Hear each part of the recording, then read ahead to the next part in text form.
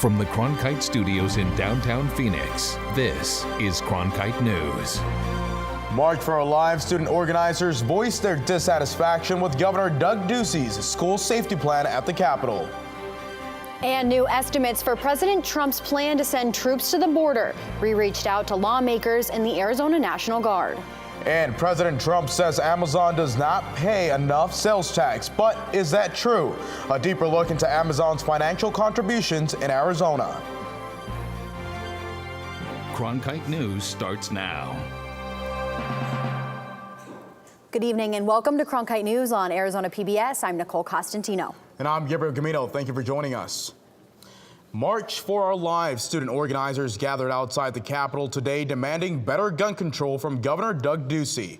Reporter Emily Richardson explains why they believe Ducey's plan doesn't accomplish enough. It's real, the fear. The March for Our Lives students are asking Arizona lawmakers and Governor Doug Ducey to take action and help make a change when it comes to gun violence. Ducey laid out the Safe Arizona Schools plan in March, which proposed the state invest in mental health resources at schools, creating a central tip line to report school safety concerns, creating severe threat orders of protection, enhancing background checks, and increasing school resource officers on campus. But the student organizers say gun violence isn't just an issue inside of schools. Gun violence is not a school problem. It's not school safety. It's an epidemic. Kids are killed every day in the streets and their homes, not just in the classrooms, which is all Doug Ducey is focusing his legislation on. And I think that's woefully inadequate for the world that we live in. The students spread T-shirts on the ground that represented the 73 children who have died from gun violence since the Parkland shooting. Because of their inaction, 73 kids have died since Parkland and nothing has been done. They say they have asked not only Ducey, but multiple state lawmakers to discuss a better plan of action in preventing gun violence, but few have responded. Instead, they are holding 2 town halls for Our Lives on April 7th and encourage Ducey and all state lawmakers to attend. I implore him and the Republican and Democratic leaders to meet with us and talk to us because kids are mobilizing and we're not stopping. The March for Our Lives students have also planned another day of action on April 20th. In Phoenix, Emily Richardson, Cronkite News. The town halls will be held on April 7th from 1 to 3 p.m. in both Gilbert and Glendale. Gabby Giffords is a big advocate for gun control and safety in schools and society. The FBI released photos and footage of the 2011 Gabby Giffords shooting. Among the videos is surveillance footage of the shooter, Jared Lee Loeffner, buying a water bottle from a Safeway a few minutes before the shooting. Giffords and bystanders. Photos included Loeffner's gun safety instruction sheet, which he wrote messages like, quote, "I thought about your future." Other images showed a manila envelope, which he wrote, quote, "These are the first 2 shells out of my gun and priceless." Loeffner is now serving a life sentence, and Giffords is a gun control activist. The Phoenix Union High School District Governing Board plans to vote this afternoon to determine the board's support for the Red for Ed movement. This vote will arrive as a possible teacher strike looms in Arizona. In a statement issued today, the board said they have worked hard to solve the teacher funding issues, only to see the Arizona legislature fail to stop enacting tax cuts that run counter to their effort. President Donald Trump is offering his first estimates on a military presence at the U.S.-Mexico border. He told reporters today that he wants to deploy between 2,000 and 4,000 National Guard members. Trump is continuing to rally support for his decision. At a speech on tax reform in West Virginia, he said that immigration laws need to change. We're working out systems now, and we called out the National Guard, and we're doing a real job. But I'll tell you what, the laws of this country have to be strengthened and toughened up because it is crazy. Cronkite News reached out to the Arizona National Guard. A spokesperson says no orders have yet been received. An emailed response reads, quote, "We cannot elaborate on where or what Arizona National Guard soldiers and airmen may be requested to do. The Arizona National Guard stands ready to carry out the orders of our governor when called upon." Several Arizona politicians have expressed support for this effort. Congressman Andy Biggs released a statement saying, quote, "I support President Trump's decision to deploy National Guard troops to the border. I can continue to fight to fund begin and complete a border wall, just as President Trump promised when America elected him. But Representative Ruben Gallegos says this is not a matter of national security. You're going to pull them out of their private lives to essentially go and try to solve a political problem. This is a failing presidency. Their ideas are failing, so now they're just throwing essentially red meat at their base by, essentially sending troops to the border. Trump says he plans to keep troops at the border until a large portion of the wall is built. The Arizona Board of Regents today voted to approve university tuition increases for the 2018-2019 school year. Incoming resident undergraduate students will see a 2% increase in tuition at the University of Arizona and a 3.5% increase at Northern Arizona University. There will be no tuition increases for incoming resident students at ASU. Non-resident students and graduate students will have tuition increases at all 3 universities. It's almost inescapable, the smiling Amazon box that shows up on doorsteps and at businesses every day. But is the company's success due to an unfair advantage? President Donald Trump thinks so. Cronkite News reporter Ariana Bustos looked into one of President Trump's Twitter claims about Amazon and brings us the story from our Washington bureau. Ariana? The tweets began shortly before 5 a.m. last Friday and continued into this week.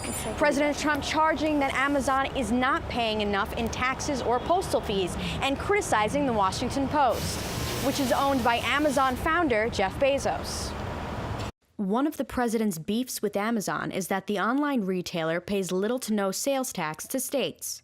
But that's not the case in Arizona or 44 other states. The part that's unequivocally false is the assertion that Amazon doesn't pay state and local taxes. Pretty clearly they do.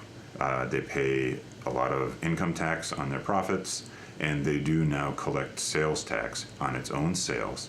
But Matt Gardner, a senior fellow at the Institute on Taxation and Economic Policy, says that doesn't mean Amazon is paying all the taxes it could.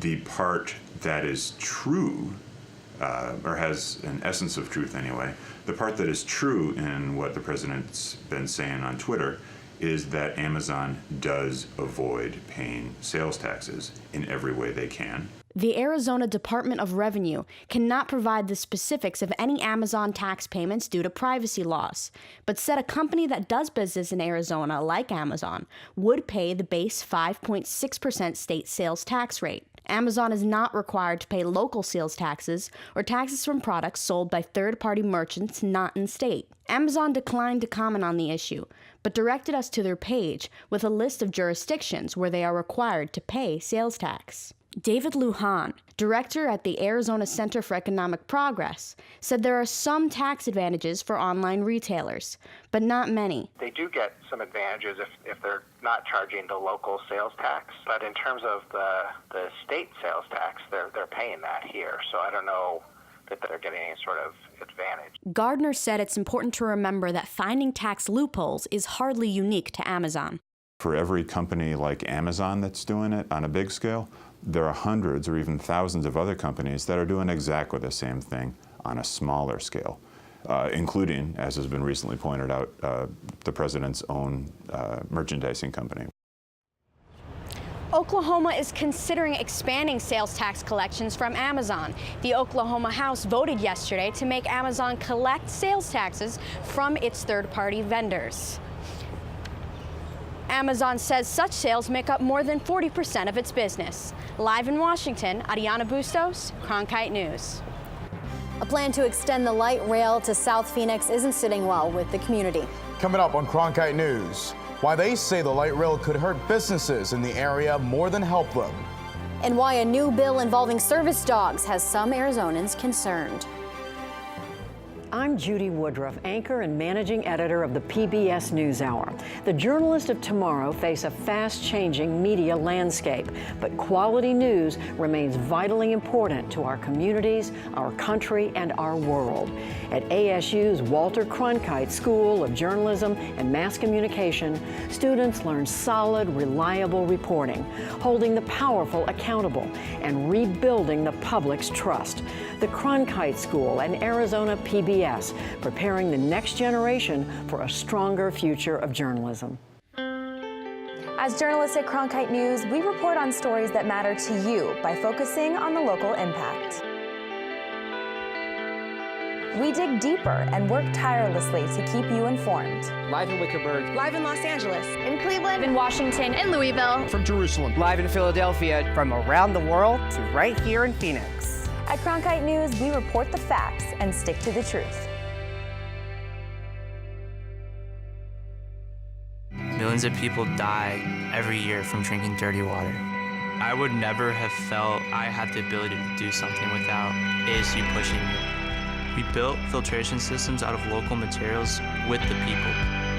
To see those kids drink clean water for the first time, it's the most rewarding feeling that you can ever have. I went to ASU because I wanted to change the world. The thing I never would have expected is how the world would have changed me.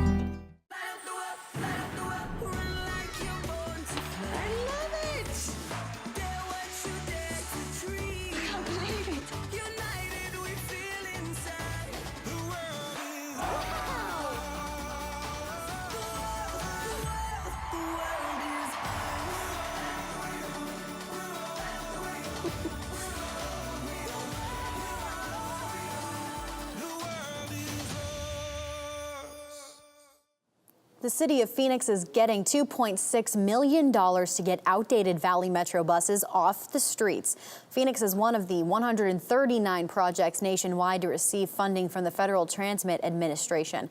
Phoenix has a backlog of buses that have exceeded their total mileage threshold, but they've stayed in operation due to increased commuter demands. The light rail expansion will go through despite a 3-hour hearing with business owners and community members. The Phoenix City Council decided to start construction in South Phoenix. Reporter Michaela Moorhead talked to business owners located on Central. 4 lanes will soon be reduced to 2 after council members took a vote last night to start construction on the new light rail section along Central Avenue from Jefferson to Baseline. But not everyone supports the extension.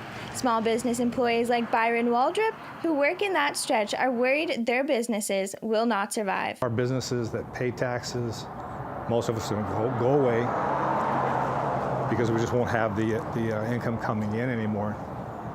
We're going to lose employees. It's going to be devastating. Construction from the light rail expansion is estimated to be done in 2023. Another local business worker, Celia Contreras, says that is too long. I cannot afford a 4 years construction. Actually, the light rail, they want to construct in between downtown to Baseline and one time. Although many business owners aren't in favor of the expansion, Phoenix City Councilwoman Kate Gallego is hopeful the change will be positive. I hope it'll be a great chance for people who don't always get to visit Central and South Phoenix to be able to have new connections and be able to get into the neighborhood. So I hope they'll get to try our great restaurants and visit the great shopping. But Waldrop says businesses are concerned about surviving the short term in order to see whether there will be long-term benefits. In Phoenix, Michaela Moorhead, Cronkite News. Valley Metro plans to place signs directing traffic to businesses along the stretch. Engineering students at Arizona State University in the city of Tempe are working to develop affordable micro estates. The plan, called the Humble Homes Project, would build a community of 600 square foot tiny homes consisting of 1 bedroom, a kitchen, and a living room. The community would be located near Apache Boulevard and Rural Road. A California city is taking the lead in combating plastic waste. Coming up on Cronkite News, we'll show you what sustainable methods and restrictions Malibu is placing to keep their beaches clean. And when are these warmer temperatures going to be going away? I'll tell you coming up. I'm Ted Simons, host and managing editor of Arizona Horizon. Join us each weekday at 5:30 and 10 as we bring you the top newsmakers who impact the state. We cover the stories in depth that shape and affect our local communities, and we take the time to ensure that all voices are equally heard. For more than 30 years, Arizona Horizon has been your voice and your source for what matters most, right here on Arizona PBS. By the year 2050, there will be more plastic in the ocean than fish. Before Professor Halden I had an insane amount of passion, but I almost felt helpless because I didn't know how to use it. Professor Hall didn't give me a chance to make a difference. Being at a place like ASU allows you to take these big leaps. Ultimately, the biggest problems in the world cannot be solved alone.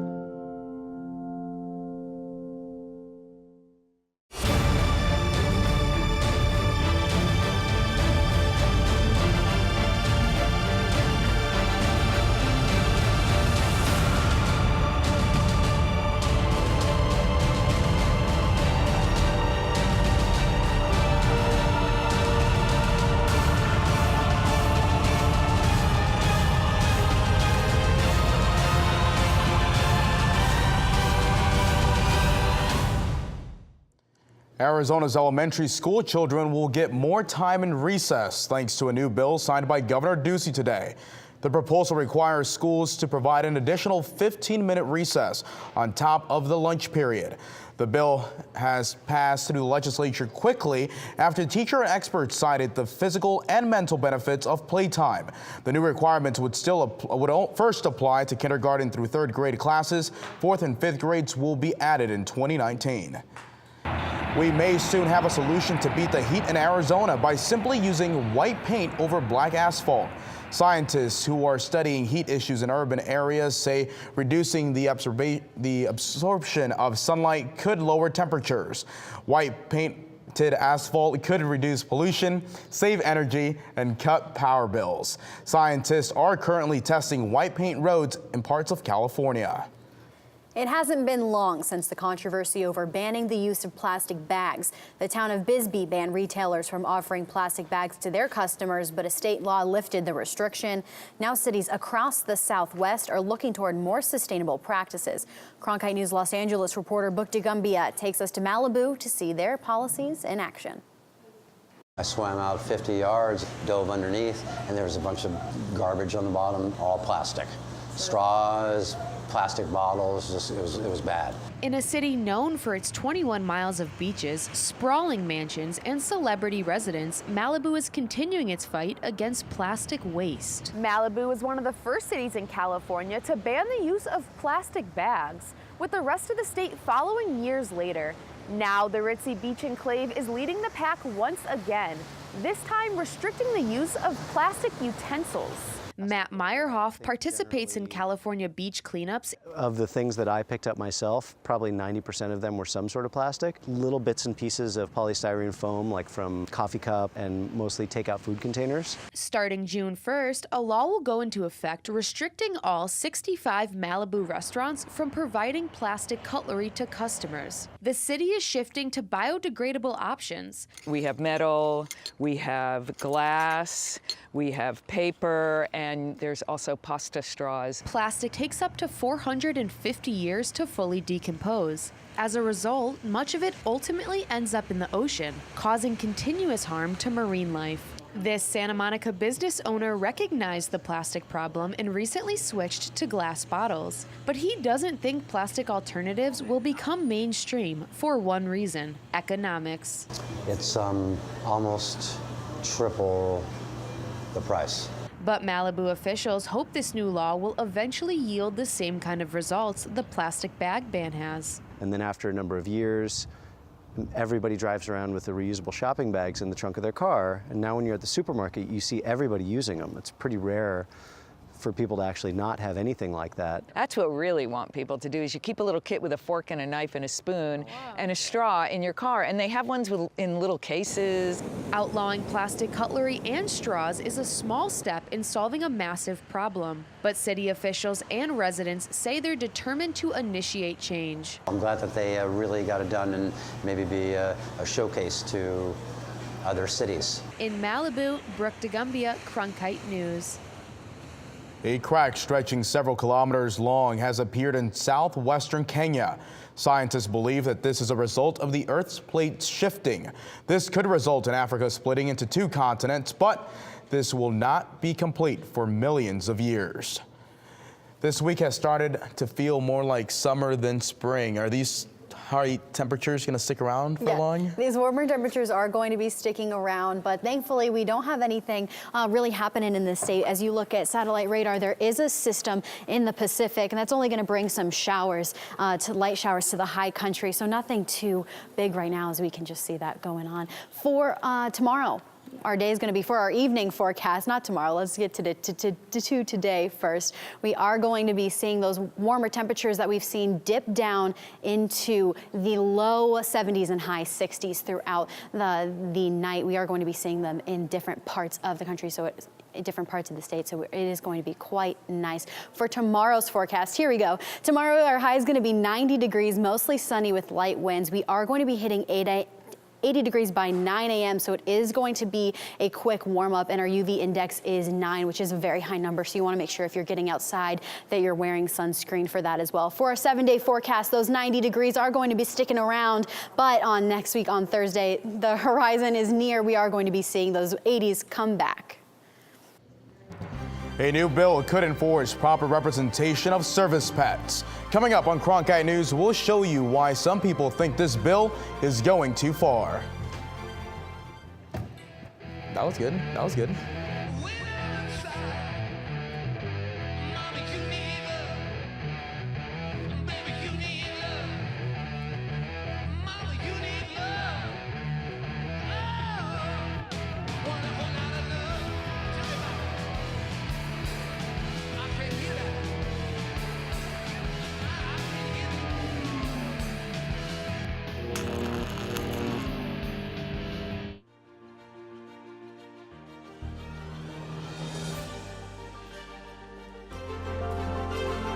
Officially from 36, and he hooks it in. Arizona State wins. Keeping one deep, and it is caught. Jalen Strong. Do you believe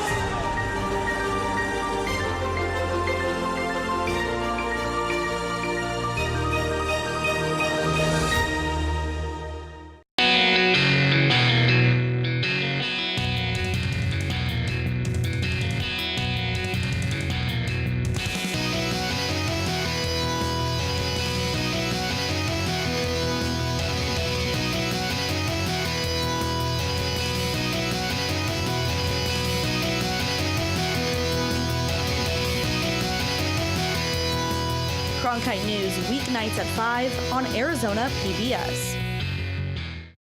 Millions of people die every year from drinking dirty water. I would never have felt I had the ability to do something without ASU pushing me. We built filtration systems out of local materials with the people. To see those kids drink clean water for the first time, it's the most rewarding feeling that you can ever have. I went to ASU because I wanted to change the world. The thing I never would have expected is how the world would have changed me. A proposed bill would make it illegal to misrepresent a pet as a service animal in a business like a restaurant or a store. Cronkite News reporter Mari Nelson explains why some people believe such a law could create a burden for those people with disabilities. Meg Myers has 2 heart conditions. Her service dog Nala is in training to alert her if she is close to fainting or having a seizure. Nala's job is going to be to alert to that raise in heart rate, and as well as the drop in blood pressure. Myers dislikes that some people misrepresent their pets as service dogs. People can buy service vests for their animals online for as little as $30. So unfortunately, I've actually run into it a lot of times in person, as well as heard of it happening, and it's frustrating because service dogs are such an investment. Myers supports a bill that would fine pet owners $250 for misrepresenting their pet as a service animal and taking the pet into a business. A police officer could issue a ticket for a court appearance where they would have to show a certification for their service animals. But Sarah Cater, attorney for the Arizona Center for Disability Law, thinks it could cause unnecessary interrogation of people with disabilities. It could have a negative impact because you could have someone with a legitimate service animal, but the person who owns the business doesn't think it is, goes up to them, asks questions that are unlawful, and then calls the police. And we just basically don't think this type of legislation is necessary given the current laws that exist. Businesses already have the right to remove any animal that's creating an issue, whether that's a service animal or not. Caitlin Durheim trains service dogs. She says some people have certified their service animals, while others have not. And you don't have to have a certification. Basically, all that you need is a certifiable disability. So if you went to a doctor, they would agree that yes, you're disabled and it impacts your life. And then from there, the dog actually needs to do a certain task or a certain thing that helps to mitigate that disability. But Myers believes that the bill will help people become more accepting when they see service animals. The public overall will have less of a kind of a skewed view of service dogs because all the ones that have been faking it and aren't well behaved will possibly be removed. In Phoenix, Mari Nelson, Cronkite News. As of now, a business owner is only allowed to ask someone with a service animal 2 questions. Is the service animal required because of a disability? And what task has the dog been trained to perform? If someone chooses not to answer truthfully, no action can be taken.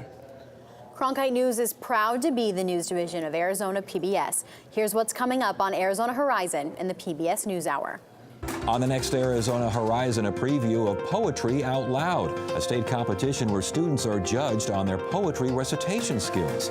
And meet 3 of the actors from the Arizona Theater Company's production of Low Down Dirty Blues. I'm Judy Woodruff on the next NewsHour. Facebook under fire. I sit down with its #2 executive, Sheryl Sandberg, amidst a storm of questions about the company. That's Thursday on the PBS NewsHour.